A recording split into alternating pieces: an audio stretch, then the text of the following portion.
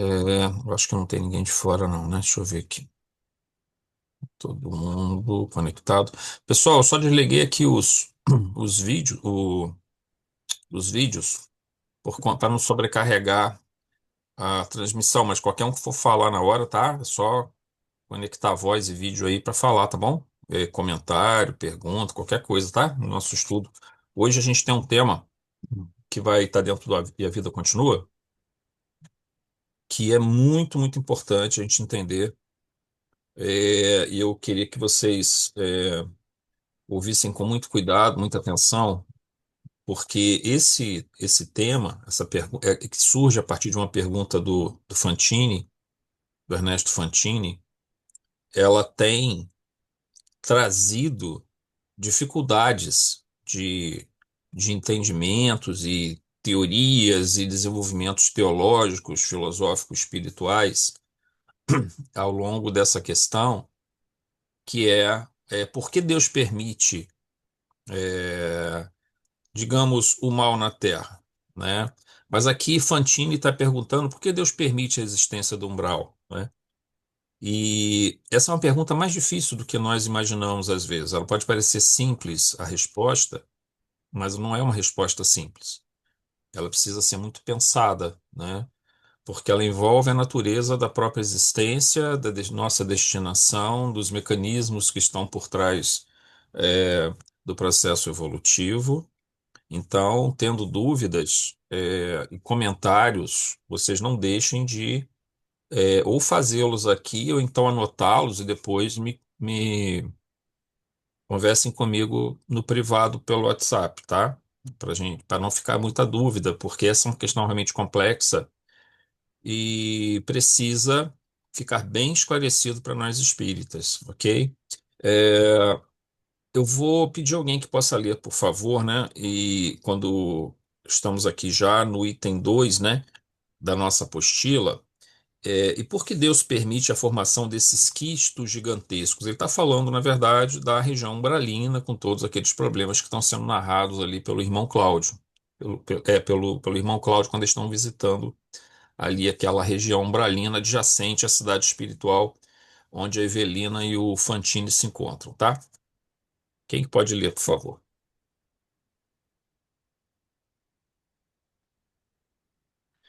São só dois parágrafos, tá?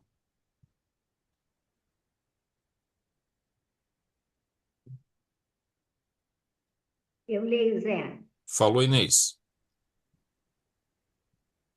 E porque Deus permite a formação desses quistos gigantescos de perturbação e desordem, inquiriu Ernesto no rasgo de lógica humana.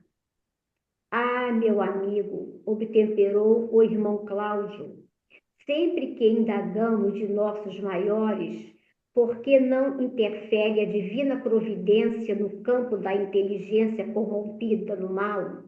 A resposta invariável é que o Criador exijam sejam as criaturas deixadas livres para escolherem o caminho de evolução que melhor lhes pareça, seja uma avenida de estrelas ou uma vereda de lama. Deus quer que todos os seus filhos tenham a própria individualidade, creiam nele como possam, conservem as inclinações e gostos mais consentâneos com o seu modo de ser, trabalhem como e quanto desejem e habitem onde quiserem. Somente exige com rigor que a justiça seja cumprida e respeitada. A cada um será dado segundo as suas obras. Todos receberemos nas leis da vida o que fizermos, pelo que fizermos, quanto fizermos e como fizermos. De conformidade com os preceitos divinos, podemos viver e conviver uns com os outros consoante os padrões de escolha e afetividade que elejamos. Entretanto, em qualquer plano de consciência, do mais inferior ao mais sublime, O prejuízo ao próximo, a ofensa aos outros, a criminalidade e a ingratidão colhem dolorosos e inevitáveis reajustes na pauta dos princípios de causa e efeito, que impõem amargas penas aos infratores. Somos livres para desenvolver as nossas tendências, cultivá-las e aperfeiçoá-las, mas devemos concordar com os estatutos do bem eterno, cujos artigos e parágrafos estabelecem sejam feitas e mantidas no bem de todos e no amparo desinteressado aos outros as garantias de nosso próprio bem. Muito bem. Essa pergunta do Ernesto Fantini, gente, ele surge porque no parágrafo anterior que a gente estava lendo, o irmão Cláudio estava descrevendo a região umbralina para onde eles estão se dirigindo, né? Então ele fala, por exemplo, aqui, temos aí, um pouquinho antes, tá, do que a Inês leu, uma faixa umbralina, todo um estado anárquico, em que o individualismo se desborda na hipertrofia da liberdade, sem os constrangimentos benéficos da disciplina, que nos faz realmente livres pela voluntária sujeição de nossa parte aos dispositivos das leis de Deus. Então, ou seja, a disciplina nos leva a tentar compreender e seguir essas leis divinas. Mas naquele local há uma hipertrofia dessa liberdade, uma liberdade sem conhecimento, ou melhor, uma liberdade ainda envolta na revolta, na culpa, no medo, na ignorância, e gera um estado que ele chama anárquico. E então, dentro dessa situação, quando a gente observa, não só aqui, mas em várias narrativas das obras mediúnicas, das obras psicografadas, que envolvem a questão umbralina, a gente observa espíritos que, inclusive, formam grupos, verdadeiras assim, quadrilhas, verdadeiros agrupamentos que se voltam contra o bem, que tentam exercer domínio e maltratam mesmo outros espíritos que ali se encontram e se sujeitam a eles. Então, é um mecanismo meio que punitivo e autopunitivo, porque mesmo esses que têm maior inteligência e maior capacidade de domínio sobre os outros também sofrem ali dentro, apesar de aparentemente eles se manterem numa faixa como se aquilo ali não os estivesse atingindo, mas está atingindo, né? Porque eles estão afastados de tudo aquilo que na Terra dava a eles um status, uma condição, uma possibilidade que ali eles não têm. Então eles vivem meio que uma situação, vamos dizer, uma espécie de uma mentira, de um faz de conta. A maioria desses espíritos que se arvoram na condição de líderes daqueles grupos, eles estão sofrendo de uma psicose profunda, porque eles não conseguem enxergar é, a natureza do mundo à sua volta e acreditam estar vivendo uma outra realidade. A verdade é essa.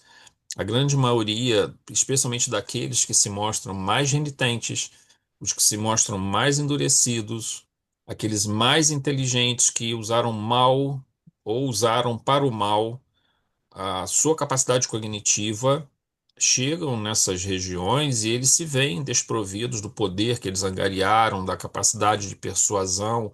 Então, eles tentam reconstruir esse mundo que eles tiveram na Terra.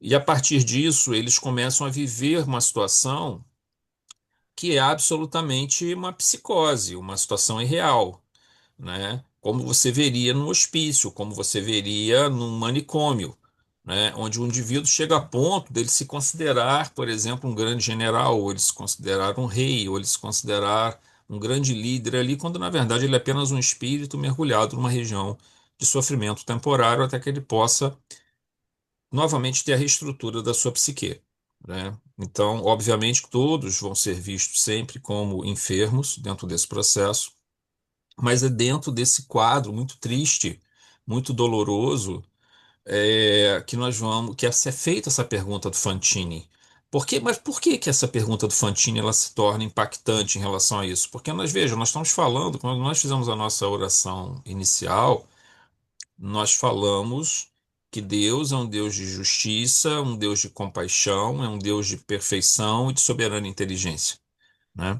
Além de outras qualidades. Então, como poderia haver um local desse dentro da obra divina? A compreensão desse processo, ele é um passo que a gente vai indo devagarzinho, entendendo ele, né? Compreendendo que, na verdade, todo esse mecanismo da dor ou do sofrimento ou de uma região atormentada como essa, ela, na verdade, é tão somente uma fase dentro de um processo maior.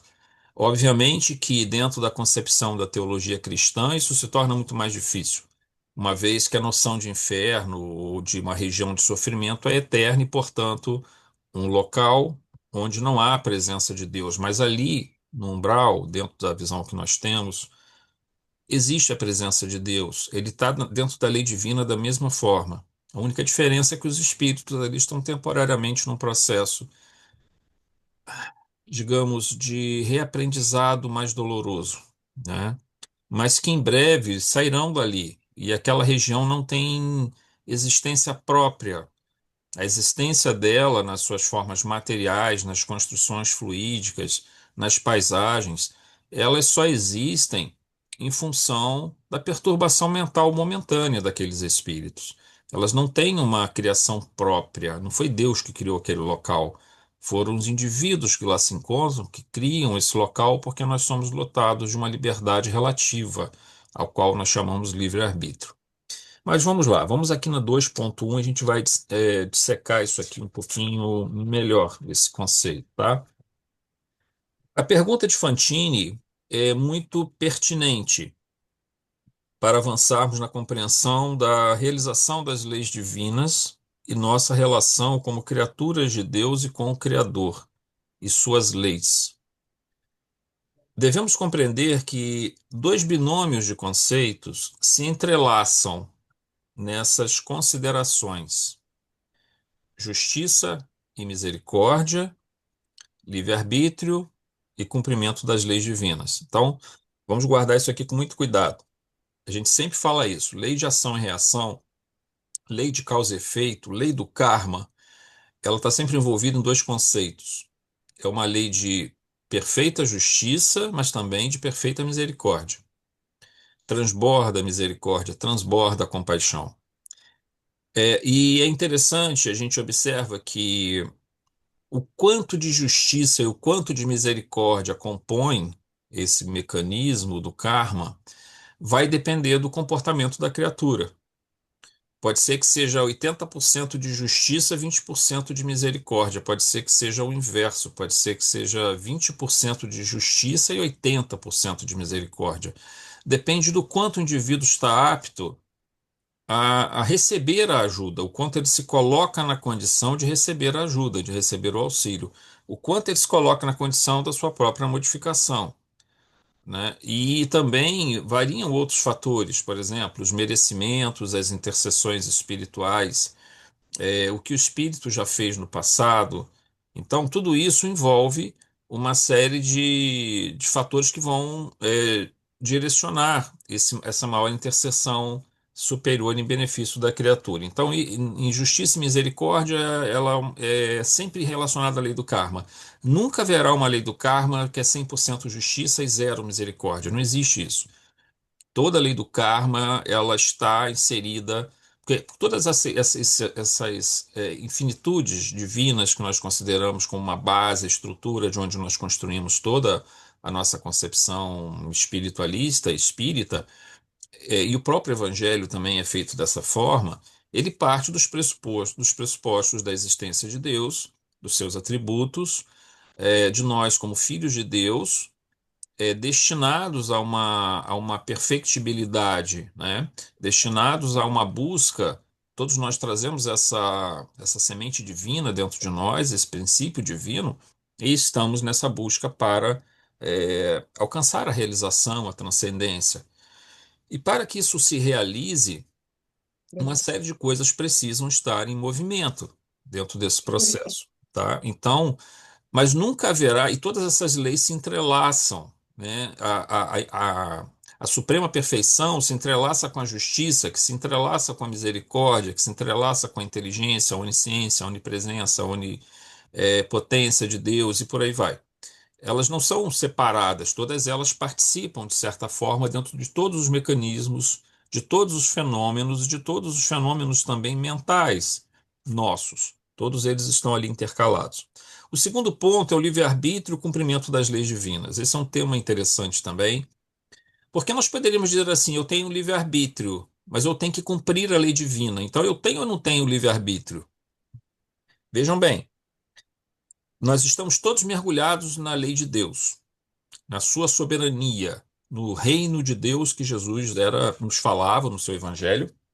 E é, na verdade, o conceito de reino de Deus, nós já falamos isso várias vezes, e a gente sempre continua insistindo nesse ponto, batendo nessa tecla.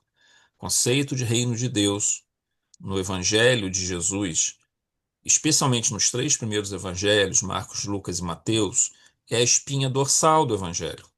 Por quê? Porque ele trata da soberania divina, da presença de Deus em tudo, né? Da presença manifesta do divino e do sagrado, em nós mesmos também. Então, compreender essa lei de Deus é compreender o reino de Deus, é compreender os mecanismos de ação da divindade e nossa posição diante disso. Então, nós vamos encontrar isso principalmente nas parábolas, como nós estudamos, né? Muitas das parábolas eram parábolas do reino, e também, mas vamos encontrar em todos os evangelhos esse conceito, é, só que Jesus chama ele de reino de Deus, mas também pode ser traduzido como soberania divina. Então nós estamos mergulhados nessa soberania divina, mas temos um livre-arbítrio. Então observem como surge uma situação complexa agora. Eu tenho a liberdade de fazer escolhas entre o bem e o mal, entre o certo e o errado, mas ao mesmo tempo eu estou envolto por uma lei. Então, a minha capacidade de usar esse livre-arbítrio para o mal, ela tem um limite.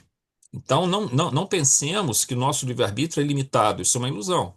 O nosso livre-arbítrio é limitado à nossa condição evolutiva, tá? Eu não tenho a liberdade de fazer o mal absoluto. Eu não tenho a liberdade para impedir que a evolução se processe. Nem em mim. Eu não tenho condições, como a lei é toda entranhada, as infinitudes divinas, todas elas funcionam como mecanismos entrelaçados.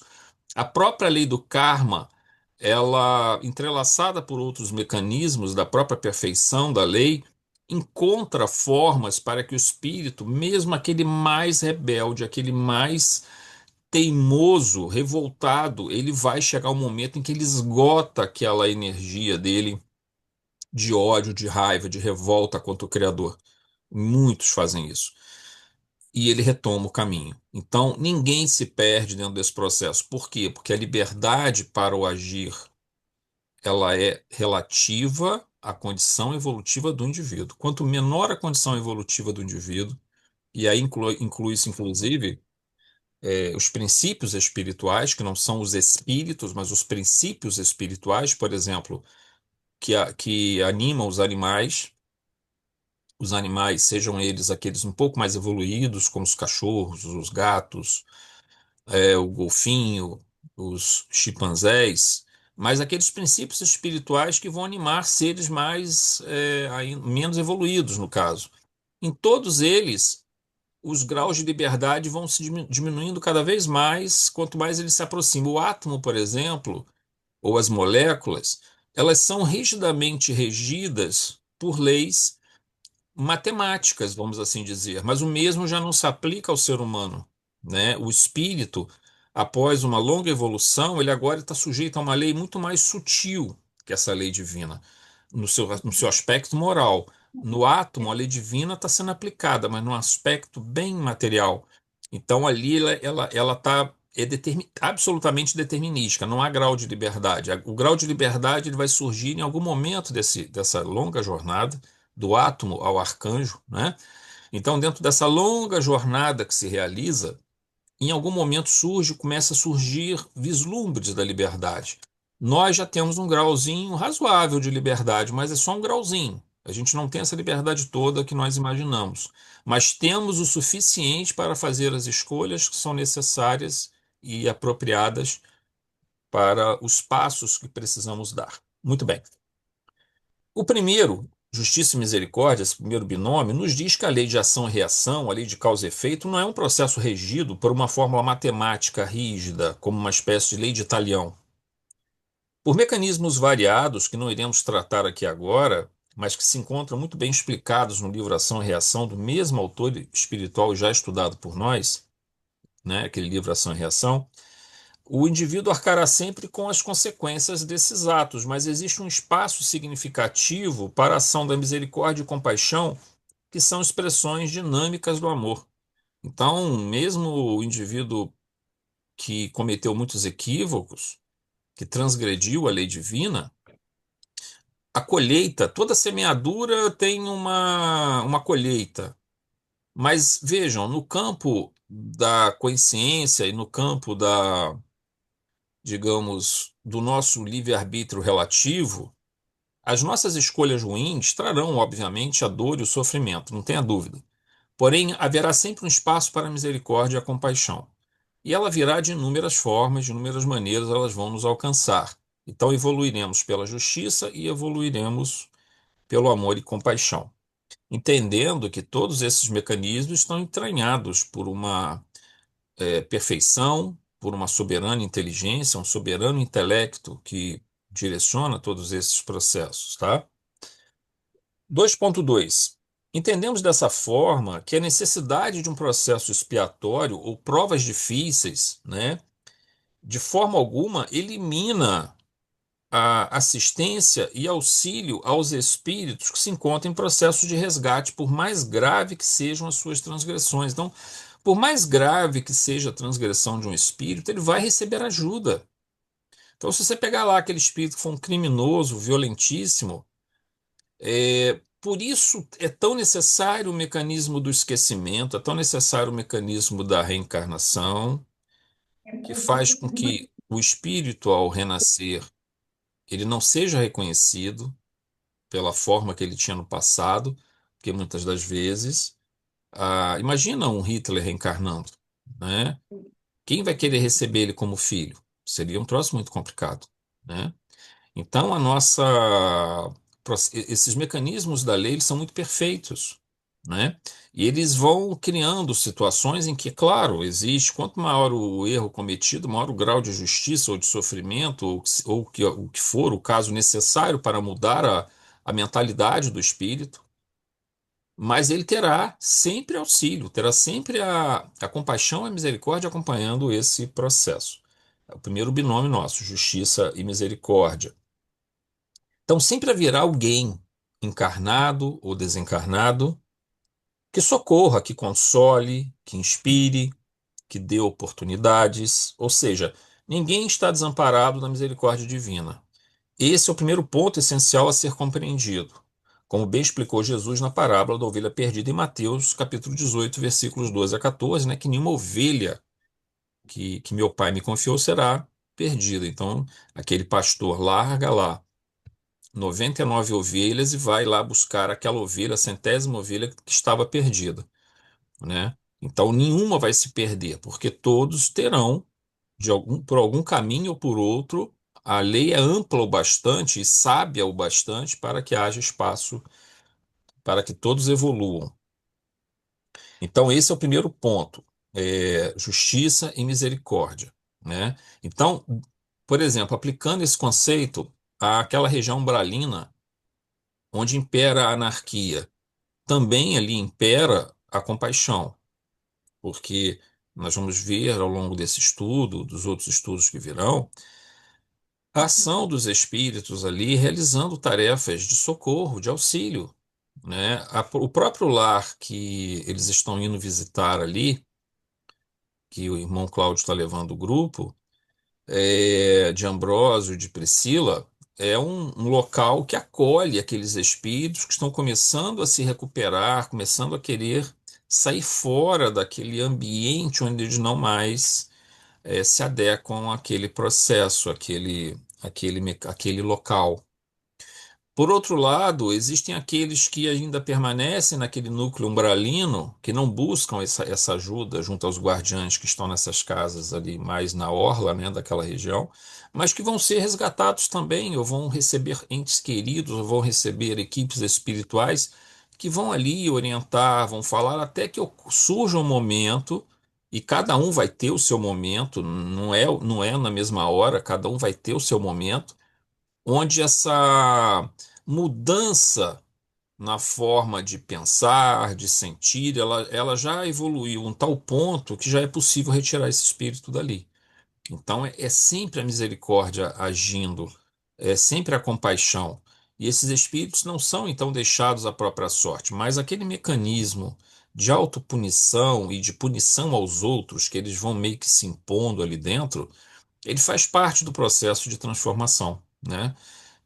Porque é incômodo, é triste, é algo que incomoda e o espírito não consegue entrar numa situação de acomodação, porque ele está o tempo todo em vigilância, em desespero, tentando fugir das ameaças de uma região muito ruim que é a umbral.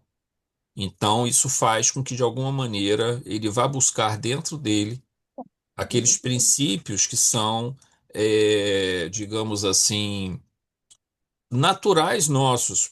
Nós falamos de uma semente divina que todos nós trazemos. Então, os princípios norteadores, pelo menos essenciais, nós trazemos. E quando nós nos voltamos contra a lei divina dentro da nossa condição evolutiva, por mais que a gente tente anestesiar a nossa consciência, aquilo nos prejudica. Ou seja, o melhor, nós nos sentimos mal com aquilo. Eu posso esconder aquilo, eu posso buscar outras coisas para não ter que pensar naquilo, mas aquilo agora virou uma sombra e está lá no psiquismo, vai indo para o psiquismo de profundidade e ele vai voltar à tona no momento certo e vai precisar ser iluminado, vai ter que ser enfrentado, vai ter que se lidar com essa sombra que foi a transgressão do passado, onde eu deixei de lado aquilo que era a minha vocação espiritual. O que que eu chamo aqui de vocação espiritual? A tendência natural de todos nós, todos, todos, sem nenhuma exceção, de buscarmos a transcendência espiritual, de realizarmos o sagrado dentro de nós. Ninguém escapa a esse processo, porque isso é a própria essência da lei divina, né? Então, se nós transgredimos isso, obviamente nós criamos um conflito. Se nós criamos um conflito, nós já comentamos sobre isso inclusive vários dos nossos estudos, mas já comentamos também com um pouquinho mais de profundidade dentro daquele seminário que foi feito, né? Onde nós falamos que todo conflito ele gera uma neurose e toda neurose vai gerar um sofrimento. Toda neurose é um sinônimo de sofrimento no campo do ego, no campo da consciência, né? A neurose é esse conflito entre o mecanismo subconsciente tentando chegar ao consciente e o consciente não consegue lidar com aquilo, não conseguiu lidar no passado, ele escondeu ele lá, ele tenta lidar com ele agora, sofre, mas se ele conseguir tratar essa questão e lidar com isso, ele realiza aquilo que Jung chamava de individuação, né?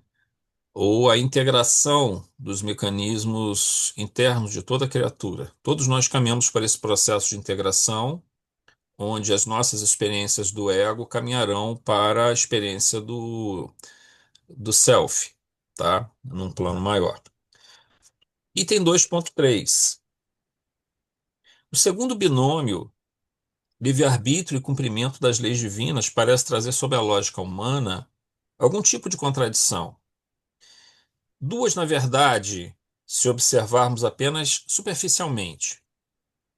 A primeira é: se eu tenho total livre-arbítrio, por que eu não posso negar indefinidamente o cumprimento das leis divinas? De outra forma, a minha liberdade não deveria me permitir estacionar indefinidamente em erros contínuos, caso eu desejasse me revoltar contra essas leis? Essa é uma pergunta interessante, porque se nós imaginássemos um livre-arbítrio total e pleno, Nós cairíamos nesse problema aqui, nessa contradição. Nós poderíamos negar indefinidamente nosso processo evolutivo. Nós vimos naquele livro Ação e Reação o caso daquele barão reencarnado na condição de um anão todo deformado e com uma doença mental, né, totalmente isolado dentro dele mesmo, preso. O corpo dele era uma prisão para ele, e o cérebro dele também uma prisão para o seu próprio espírito, né? O Sabino. Aquele processo ali, ele já vinha 1.000 anos, gente, 1.000 anos, realizando estágios no plano espiritual e reencarnações desastrosas, né? E a gente observa que ele consegue ir a um ponto muito longe, que não muitos espíritos conseguem ir tão longe assim, mas às vezes existem espíritos com um nível de determinação que esgotar essa força, digamos, que eles cultivaram de revolta, ela ainda é difícil, mas ela vai ser esgotada no tempo certo. Chegará um ponto que o espírito não consegue mais, e ele não tem a liberdade para fazer isso. Por que que ele não tem essa liberdade? Porque essa força que o anima à revolta, ou ao condicionamento, porque todos nós temos, vamos dizer assim, uma força, vamos chamar assim de uma força vital, mas é vital não no sentido de encarnados, tá? Vamos dizer assim, nós temos como se fosse uma usina de força dentro de nós, uma energia dentro de nós que nos anima, né? Que traz vamos dizer assim, a nossa vitalidade espiritual. Às vezes nós aquietamos essas forças, às vezes nós damos a ela mais desenvolvimento, mas essas energias elas condicionam comportamentos bons, elas proporcionam, melhor dizendo, comportamentos bons ou ruins, de acordo com a nossa cognição, de acordo com a nossa emoção. Nossa emoção canaliza muito essa energia, mas quando ela trabalha corretamente com a cognição, nós podemos direcioná-la adequadamente e fazer coisas boas. Nós não podemos também ficar estáticos, então nós temos essa energia dentro de nós partilhamos de algo muito maior, muito mais amplo no campo do divino, no campo do transcendente, né? Mas essa energia, quando ela está, digamos assim, deteriorada de alguma forma em algumas matrizes psíquicas nossas, do subconsciente, elas precisam ser esgotadas, né? Ou elas precisam ser transmutadas de alguma forma. Aí como é que eu esgoto essa energia? Muitas das vezes através de reencarnações dolorosas. Esgoto no corpo físico, marcado por chagas, por sofrimentos, por uma série de doenças. Essas energias se esgotam. Por que que elas se esgotam? Porque o indivíduo agora ele sofre a injunção da doença do corpo físico no seu espírito. Então ele acaba aprendendo a modificar o seu próprio mecanismo. Mas alguns, mesmo diante desse quadro, ainda alimentam a revolta e alimentam e alimentam. Então o processo é mais longo, mas aí também continua havendo aquele campo de misericórdia e de compaixão. E no caso de Sabino, vocês lembram que a mãe dele, sofrendo muito também naquele episódio, e ali é muito, muito instrutivo para nós, a gente observa que ela era uma cúmplice dele em muitas reencarnações dos males que ele cometeu e que ela também cometeu. Mas ela estava conseguindo sair desse quadro. Vocês, quem estudou o livro, lembra do estudo que nós fizemos, a mãe dele estava saindo desse quadro já, dessa situação, e estava no caminho de uma recuperação. Mas os dois tinham uma ligação extremamente forte. A ligação afetiva, de amor, entre os dois era muito, muito intensa. E nós até comentamos, isso não é falado no livro, mas deixa entender que talvez uma das formas de conseguir tirar Sabino é ajudá-lo a esgotar mais rapidamente esse campo de energia negativo, alguns dos campos que ele trazia dentro de si, ali incrustados, seria o amor daquela que era sua mãe naquela reencarnação, quando ela conseguisse recuperar plenamente e poder retornar recebendo como filho novamente ou numa outra situação, porque ela é um ponto fraco dele. Esse é um ponto importante para nós entendermos. Talvez ele não fosse tocado por nenhuma outra pessoa mais, mas aquela mulher, pelos laços que eles tinham de muitas vidas anteriores e pelo amor que ele nutria por ela, ela teria a capacidade de transformá-lo. Então, a lei divina ela é tão perfeita que ela possui todos os mecanismos possíveis para que, de alguma forma, todas essas coisas aconteçam e venham a prover as possibilidades do espírito se regenerar. Então, ele ali está meio que preso, numa situação em que ele está, naquele livro ali, ele está numa situação estacionária, onde ele não consegue avançar e não consegue fazer o mal, porque ele está preso num corpo que ele é todo deformado, inclusive, mentalmente também, ele tem uma deformidade, né, a nível cerebral que não permite que o espírito dele se manifeste plenamente. Então, ele teria uma debilidade mental. E isso ajuda, porque evita que ele agrave ainda mais o seu quadro, até que ela se recupere, até talvez mais uma, duas, três reencarnações, ela possa retornar então numa situação, porque ela também gosta muito dele, possa voltar para ajudá-lo. E como ela tem ali dentro dele a capacidade de ter a receptividade, ela provavelmente vai ser aquele ponto de contato que vai tirá-lo ele daquela psicose profunda em que ele se encontra, tá? Então a gente continua aqui no item 2.3. Curioso que esse é, de certa forma, um conceito, esse conceito de liberdade, porque aí a gente está partindo do princípio que haveria uma liberdade plena, mas não há essa liberdade plena. Essa é a questão-chave. A liberdade é proporcional ao nível evolutivo do espírito. Talvez ela possa explicar a ideia de anjo caído dentro da teologia cristã, mas a questão aqui apresenta um erro na interpretação ou formulação do conceito de que o livre-arbítrio e que fre... sobre o livre-arbítrio que frequentemente passa despercebido. O que chamamos de livre-arbítrio é a possibilidade de tomarmos decisões segundo nossa inteligência e vontade, considerando nosso nível evolutivo. Ou seja, só há que se falar em livre-arbítrio se eu considero o nível evolutivo da criatura. O livre-arbítrio de um ratinho não é o livre-arbítrio do chimpanzé, não é o livre-arbítrio do cachorro já que está mais evoluído, não é, e muito menos ainda o livre-arbítrio do ser humano. Esses livre-arbítrios, ou esses ensaios de livre-arbítrio, eles vão acontecendo ao longo do tempo, à medida que o espírito adquire, ou o princípio espiritual, até que ele chega à individualidade do espírito, e aí então ele começa a exercer esse livre-arbítrio dentro da sua possibilidade evolutiva. Muito bem, continuando aqui. Então, não se trata de um livre-arbítrio total, mas de um livre-arbítrio relativo à condição evolutiva de cada um. Quanto mais evoluído o espírito, maior o grau de sua liberdade de ação, mas ao mesmo tempo, maior é seu entendimento e conexão com a lei divina, pois aqui reside um importante princípio. Ninguém evolui sem a devida conexão com as leis divinas, porque vejam, eu poderia dizer assim, não, eu vou evoluir fora das leis de Deus. Não existe essa situação. Ela é uma incoerência, ela é uma contradição. Eu só consigo evoluir e buscar a transcendência dentro daquilo em que eu existo. E eu existo aonde? Nós existimos aonde? Existimos dentro de Deus. Tudo é manifestação da própria divindade.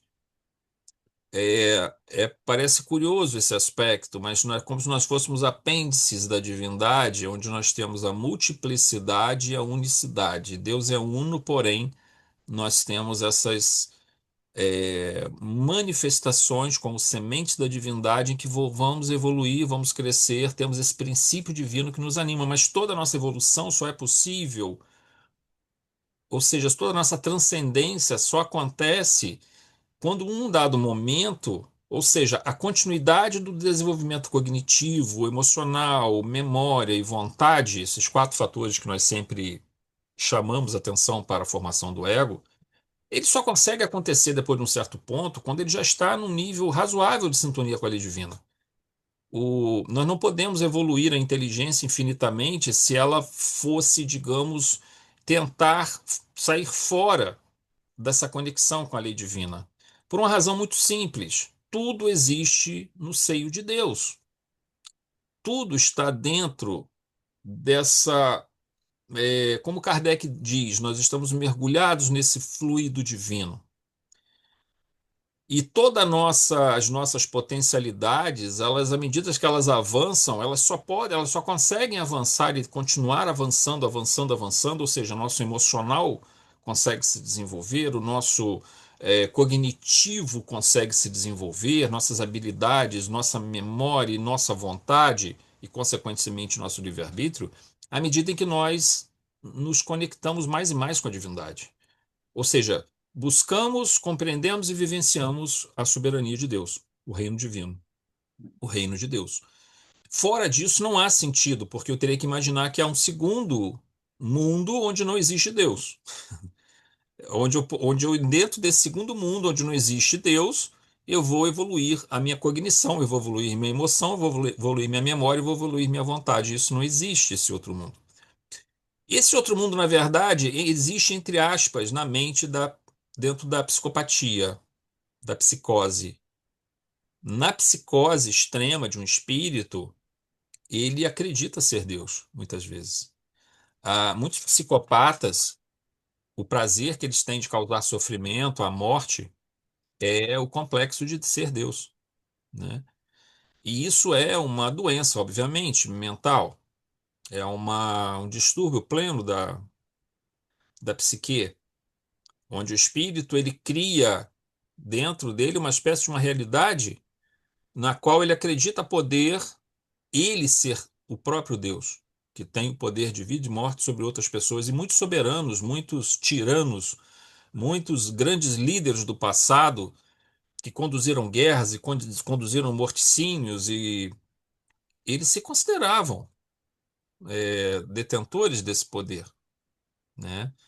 E isso é um nível altíssimo da própria psicose, do próprio descolamento da realidade. Porque, na verdade, eles podem criar uma bolha temporariamente, mas essa bolha continua mergulhada dentro do mesmo fluido divino de qualquer outra pessoa. E essa bolha, num dado momento, terá que ser rompida. E as leis de ação e reação trabalham, em parte, dentro desse processo para realizar isso. Esse caso, é óbvio, é um processo um pouco mais complexo, porque nós estamos falando de loucura espiritual. E a loucura espiritual, ela é objeto de muito cuidado e muito trabalho da espiritualidade para poder trazer esses espíritos novamente para a lucidez, né? Então, é muito importante a gente entender que ninguém evolui fora da própria lei divina, do conjunto das leis divinas. E ninguém evolui sem conexão com as leis divinas, sem conexão com a espiritualidade, sem conexão com a nossa própria natureza, porque nós imaginamos e acreditamos e temos, eu diria que mais do que isso, eu diria que eu tenho a certeza que nós estamos todos mergulhados nesse fluido divino, nessa energia maior. Não existe um outro mundo, não existe um outro local onde não exista Deus. Portanto, toda a evolução precisa ocorrer dentro desse contexto maior dessas leis soberanas. 2.4. A segunda contradição aparente deriva da pergunta de Fantini. E por que Deus permite a formação desses quistos gigantescos de perturbação e desordem? Esses quistos gigantescos são a existência do umbral, né? Obviamente não temos como conhecer a mente de Deus. Aqui a gente entra no outro ponto que é muito importante nós compreendermos. Gente, a gente avança até um certo ponto, né? Mas dizer que nós conhecemos a mente de Deus, não, nós não conhecemos a mente divina. Você vai dizer, mas então como é que você sabe que Deus é infinitamente soberano? A sua soberania engloba, então, a justiça, a compaixão, a inteligência, a perfeição. Gente, nós estabelecemos isso, assim como em matemática, eu costumo sempre dizer isso. Em matemática, que nós chamamos às vezes, alguns denominam a rainha das ciências, né? A minha formação é em matemática. E a matemática, ela é o ápice do pensamento racional, o ápice da racionalidade, o ápice da abstração racional, onde todos os conflitos eles são resolvidos mediante a lógica, a razão. Não existe contradições. Se bem que, até na matemática, que se constrói de uma forma absolutamente lógica, é, houve um grande lógico e matemático austríaco chamado Kurt Gödel. Ele foi amigo de Einstein em Princeton e ele escreveu o chamado Teorema de Gödel.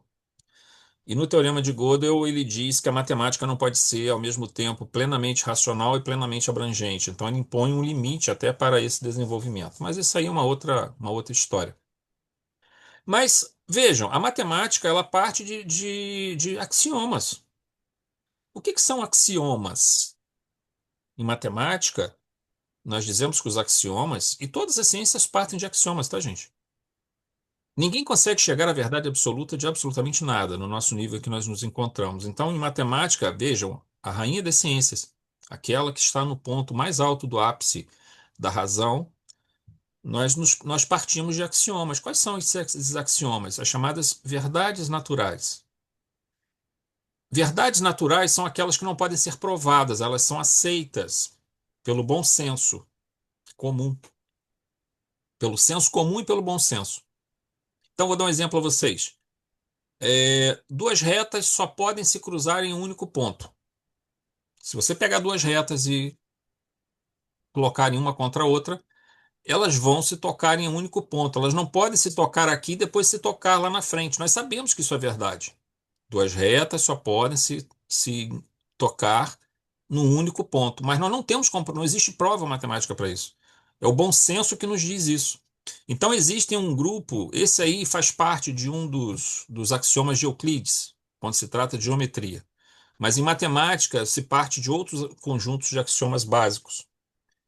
Esses axiomas são verdades naturais, eles não podem ser provados. Então eu não posso provar a misericórdia de Deus, eu não posso provar a existência de Deus, eu não posso provar a infinita perfeição de Deus, mas eu percebo que isso faz parte do universo onde eu habito e é onde a minha mente se movimenta, onde nossas mentes, nossas conexões se fazem. É nesse ambiente divino. Então, nós estabelecemos, sem perceber, estabelecemos princípios axiomáticos, que é o mesmo que acontece no Evangelho. Quando Jesus fala de Deus, dos seus atributos, fala de nós como filhos de Deus, nossa imortalidade e nossa destinação à perfectibilidade. Todos esses são axiomas, na verdade. E a partir desses axiomas, nós vamos construindo toda uma estrutura conceitual que nos leva a imaginar o máximo possível que a gente consegue chegar à medida que nós vamos evoluindo. Mas nós não conseguimos. Então, assim, se nós partimos desses princípios axiomáticos, desde a matemática até o espiritismo, e qualquer religião também parte de dogmas. O dogma, o que é o dogma? O dogma é um princípio axiomático, só que ele é um princípio axiomático forçado.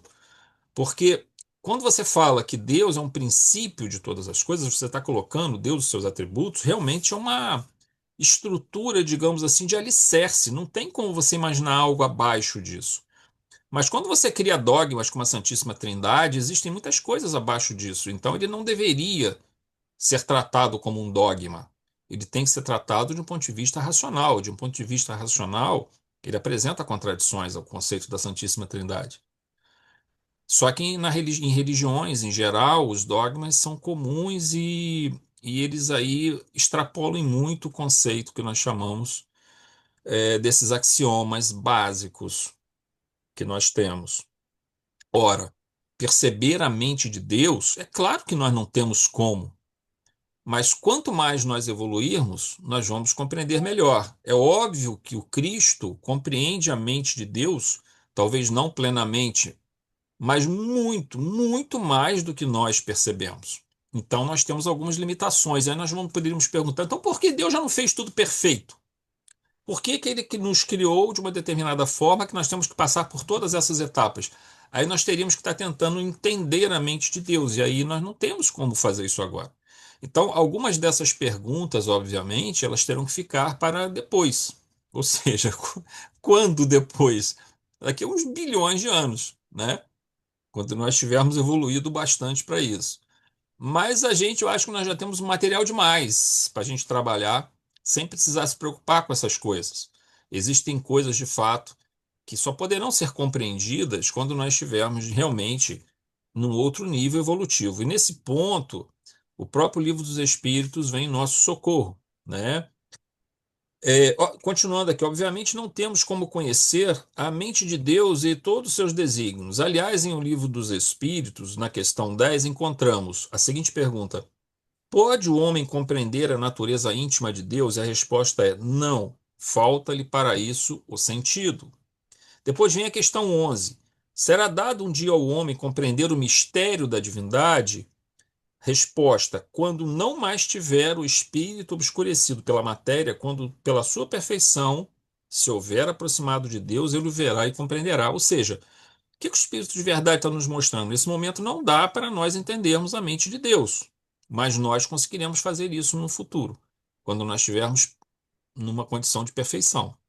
Ou seja, se daqui a 100 anos, talvez em outra encarnação, talvez não, com certeza, né? Em outra encarnação, ou no plano espiritual, alguns de nós estivermos juntos fazendo essa mesma reunião, provavelmente nós já teremos avançado um pouquinho mais nessa compreensão da mente de Deus.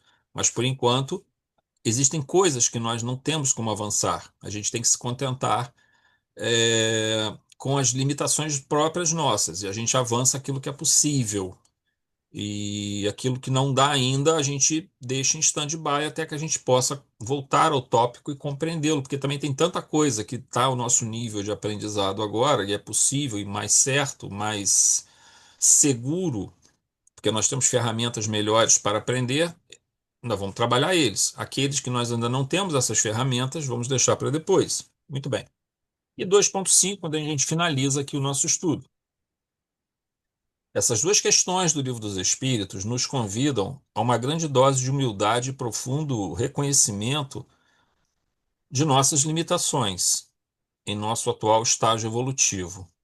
Ainda assim, temos conseguido, especialmente devido aos conhecimentos trazidos pela doutrina espírita, avançar em muitas dessas questões.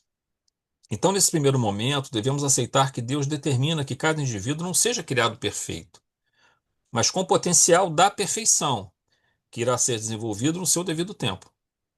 Que cada um, mediante o uso da liberdade relativa que recebe, a cada grau de evolução alcançada, das decisões que toma, da colheita de que é destinado a partir de suas ações anteriores, ao mesmo tempo em que a mesma misericórdia divina estabelece mecanismos adequados de auxílio e esclarecimento, então é possível verificar que ao longo de toda a nossa longa jornada evolutiva, constituída de escolhas, consequências, interações e aprendizado, irá gerar o self com a sua individualidade, plenamente integrado no contexto maior de conhecimento das leis divinas e da interação com todas as outras consciências, ao mesmo tempo que preserva sua própria individualidade. Nunca existirão dois espíritos idênticos, mas sempre duas obras divinas perfeitas, identificadas entre si e com o Criador. Aqui a gente mergulha o mais fundo que a gente consegue. Quando nós falamos que Deus, que todos nós trazemos essa semente da divindade dentro de nós, aqui surge uma questão muito interessante, que Sri Aurobindo, naquele livro A Vida Divina, ele trabalha esse conceito num dos seus capítulos, é um livro meio complexo, é um livro difícil da gente entender. Até porque é uma conceituação muito oriental, né? Dentro do hinduísmo e dentro de uma corrente de pensamento. Mas nesse livro ele trabalha, num determinado capítulo, o conceito da pluralidade e da unicidade. Ou seja, há uma pluralidade, nós somos manifestações do divino de alguma forma, porque nós não estamos fora de Deus. Se nós estivéssemos fora de Deus, seria algo estranho, porque como nossa evolução não tem um limite propriamente, não dá para nós determinarmos um limite, nós chegaríamos a pontos absolutamente distintos uns dos outros e talvez não em conformidade com a própria lei divina. Nós, na verdade, vivemos, respiramos, nos movemos dentro desse fluido divino, né? Em conexão com ele. Só que aí, curiosamente, acontece um fenômeno, e esse é o que eu costumo dizer, é o ponto mais longo que nós conseguimos ir. Cada um de nós está formando o seu self, o seu processo integrado de todas as vivências e experiências realizadas, mas que ainda não estão plenamente integradas em nós, por isso os nossos conflitos, por isso as nossas neuroses, por isso as nossas dúvidas, os nossos medos, os nossos sofrimentos, internos, inclusive. Mas nós estamos caminhando para uma integração, para a formação desse self. Mas nunca dois espíritos serão absolutamente iguais. Apesar de terem nascido absolutamente iguais, mas eles passam por caminhos tão distintos e tantas opções e tantas escolhas e tantos é, colheitas dessas escolhas e tantos aprendizados e caminhos diferentes que cada espírito constrói seu próprio self. Porém, ele é o self integrado em si mesmo, integrado a outros selves, integrado ao próprio conceito da divindade. Ou seja, é um grande todo, porém, cada um preservando a sua individualidade como self. Com certeza, num futuro, quando eu olhar para trás, daqui a bilhões e bilhões de anos, o meu self olhará e verá uma das minhas manifestações passadas na condição de José Ronaldo. Mas ela será apenas uma experiência vivenciada ao longo de milhões e milhões e bilhões de anos. E esse self lá no futuro, esse José Ronaldo, não terá o egoísmo. Ele não procurará fugir das dificuldades ou das pessoas. Ele buscará se integrar aos outros e conhecer aos outros.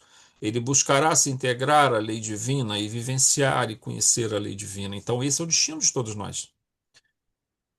Dois espíritos nunca são iguais, mas são integrados em Deus.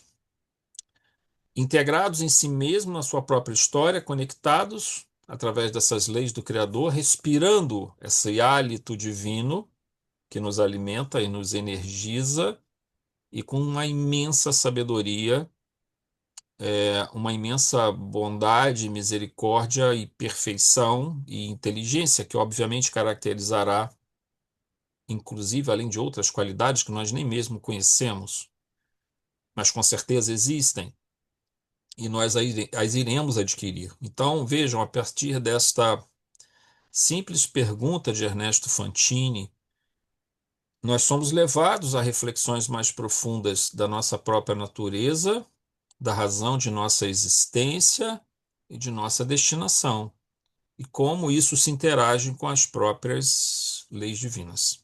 Ok? Muito bem, meus queridos e queridas. A gente já passou um pouquinho do tempo aqui.